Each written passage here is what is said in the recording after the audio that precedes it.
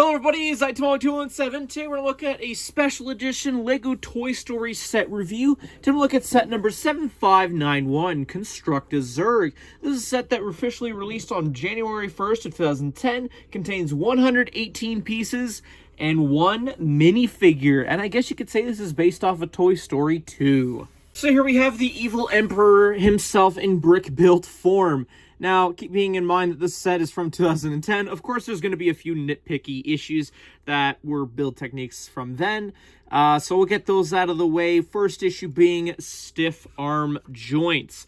This thing is on some ball joints on the socket of the arm at the top here, and you do have a posable bionicle Hero Factory hand, but it cannot bend at the elbow, unfortunately, but I think that's fine. You can still get a decent amount of poses despite its limited posability purposes with this figure. That's okay. I'll let it slide, because as long as I'm able to get that iconic destroy Buzz Lightyear from Toy Story 2, that's all fine by me, because we didn't really see a whole lot of this guy in Toy Story 2 or 3, admittedly, so it's okay. Just going based off of the source material, that's what I'm going on for this review. You can turn him, I guess, a full 360 degrees, as he does have a connection at the waist with a Technic pull connection piece, ripping that apart ever so carefully to show you guys.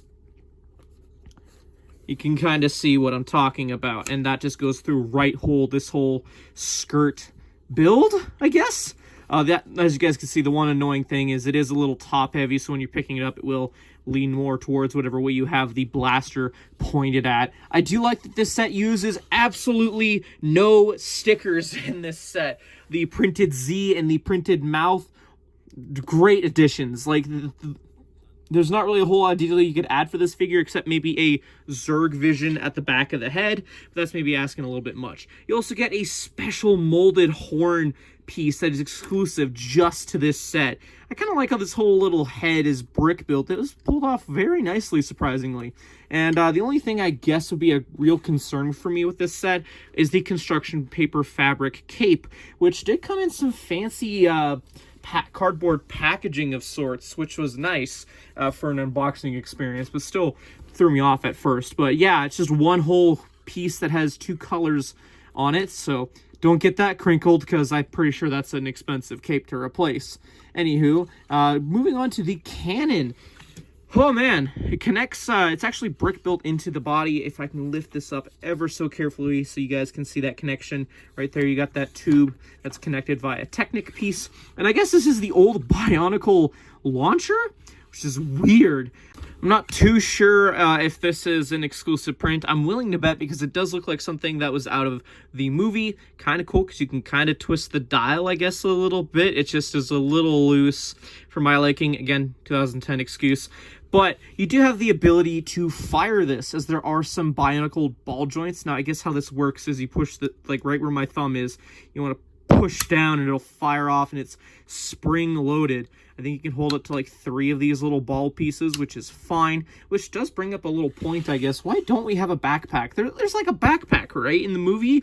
I guess that would interfere with the cape. 2010 excuse, whatever. But still, this is a pretty great build. What is weird, though, is the included minifigure, which is a little green alien, which appears in a handful of sets throughout the Toy Story line of sets.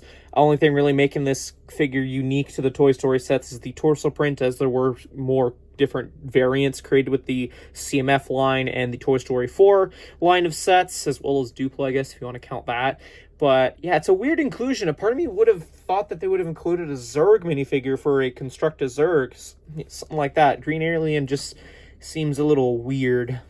As for the included instructions, they are quite tall, almost as tall as the whole build, actually, so that's weird, I guess. It's not something I'm particularly used to with LEGO instructions, but just tells you how to assemble the minifigure. I guess the eyes are supposed to be outlined more on the minifigure. That kind of looks like he's got a mustache.